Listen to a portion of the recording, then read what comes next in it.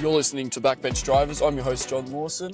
And joining me this week for the first time ever, I have this breakout star of Australian nationalism, or perhaps you'll describe yourself more as a reactionary, Jack Brady. And he's joining us here today to discuss a very controversial topic, but one that is extremely newsworthy, which is the West's relationship with Israel. Now, this has come into focus very recently, as everyone would know, because of the October 7th invasion of Israel by Hamas. And since then, debate has raged back and forth what side the right wing should take, what side the West should take, particularly America, but there is obviously a trickle-down effect for Australia as well. That's something that we're going to talk about a lot today, but welcome to the pod, Jack, and tell the audience a little bit about yourself and how you got involved in all this. Yeah, absolutely. Nice to be here. Thank you for having me on, John. A little bit about myself. So I've been engaged in politics for a couple of years. I would say I first got red-pilled back in 2020 or 2021. That's probably when I became a nationalist and departed from kind of normie conservative politics. I became pretty hip to the whole Israel question around that time as well, like around 2021, 2022. And recently I decided to go mask off with my activism because I decided that someone had to come around and give some intelligent, cogent educational content on this subject, particularly around the Israel issue, but also around others. And it's also a fairly opportune time, as John described. You know, there's been a lot of turmoil in the Middle East. It's kind of a unique opportunity to open up Israel for criticism, from the left and from the right. And so I'm fairly new. I've only been around for about a couple of months now, I think since May. That's when I started uploading my videos, but I've got big plans, big ambitions, and there's many more videos in production, many more videos to come. So I'm excited to bring them all out to you, bring them into the world. We're looking forward to it. Can I ask, what are some of the other topics that you're thinking of focusing on apart from the Israel topic, which that seems to have been your focus so far, and you've covered it quite in depth? Do you have expertise in other areas that you're going to want to dive into? Yeah, absolutely. So I am a nationalist, and I'm a nationalist in the traditional sense, being a European nationalist, an ethno-nationalist.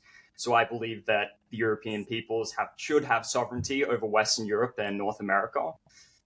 So I'm very into that. I was probably first red-pilled by Kevin McDonald on these subjects when I read a couple of his books, not just on the subject of Israel and the Jewish question, if you will, but also on the subject of European white identity and nationalist politics. So that is something that I really want to get into. I think that probably is just as, if not more important than the whole kind of Israel subject. So that is something that I hope to mature into in the next year. And don't worry, there's plenty of content to come on that front. Yeah, that's exciting. It's quite unusual, right, to be in this sphere where you're right-wing and also anti or critical of Israel.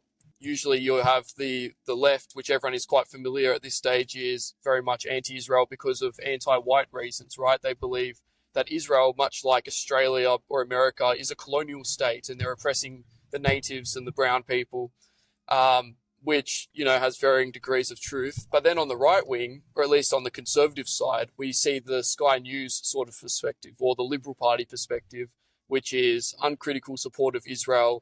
And often things will be touted like they've got similar values to us, they're the only democracy in the Middle East, and so on and so forth. Why do you think that this dynamic exists where it seems like there's this divide on the issue, although that is changing, and why we've ended up on the outside of that, where we're kind of an anomaly here, where we're right-wing and also Israel critical?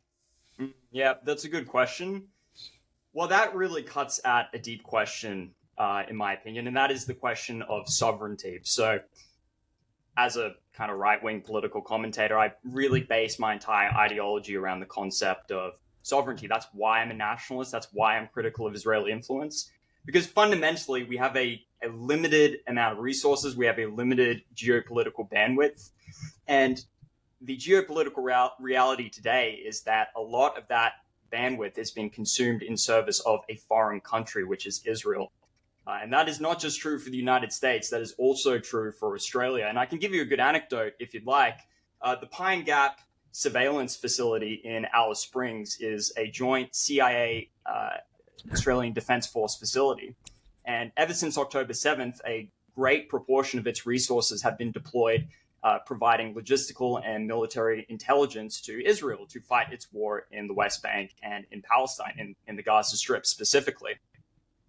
And, Australia is a very relatively small country. We have a small population.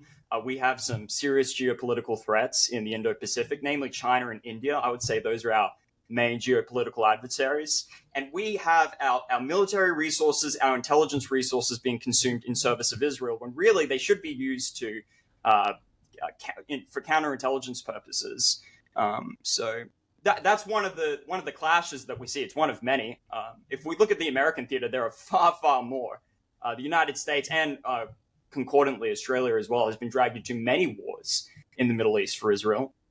So we can get into that a little bit. I don't want to get too off topic here, but I guess I would say that the main reason that I oppose Israeli influence as someone who is a nationalist, as someone who is right-wing, is because I believe in sovereignty. I do not think our resources should be consumed in service of a foreign country, a country which has really no geostrategic value for us whatsoever. And we certainly have no moral imperative to support Israel, especially in light of what it's done since October 7th. Yeah, that's perfectly reasonable, I think. And it's not so much an issue of Israel simply isn't in our interest. Oftentimes, Israel acts in a way that is actually opposite to our interests, where, for example, it'll jeopardize our good reputation on the world stage. An example that comes to mind is the assassination in Dubai of some Hamas leaders by Israeli Mossad agents, and they used Australian passports to do that, which actually sort of it rides on the fact that Australia and Australians have a good reputation globally in terms of, behaving themselves and being diplomatic. And they use that good reputation to then go in and covertly and illegally assassinate some targets in a foreign country, something that we have no interest in, really, no direct interests.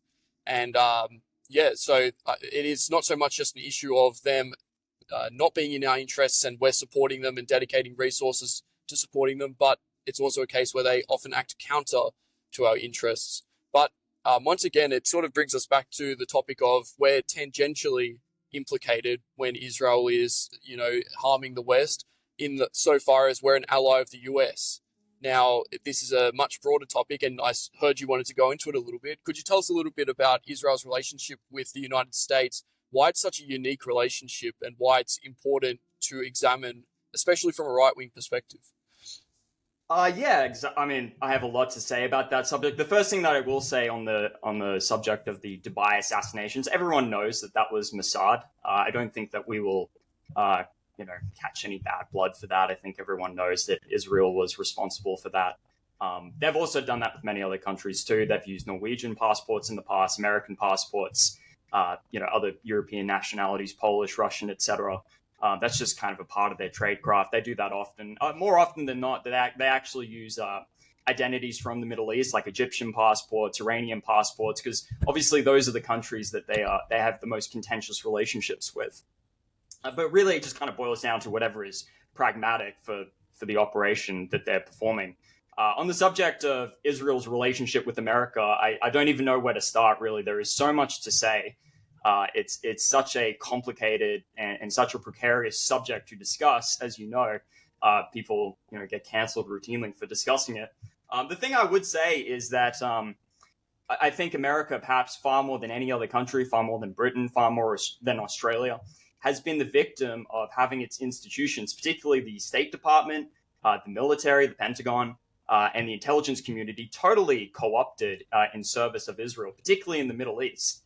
When you look at, for example, America's foreign policy in Eastern Europe, you look at America's foreign policy in East Asia, they tend to be a lot more cogent, a lot more calculated, a lot more rational. But, as we've seen, not just since October 7th, but even since the 1990s, America has gone above and beyond for Israel. It's behaved in a completely irrational way to prop up this small little Jewish state in the Middle East. And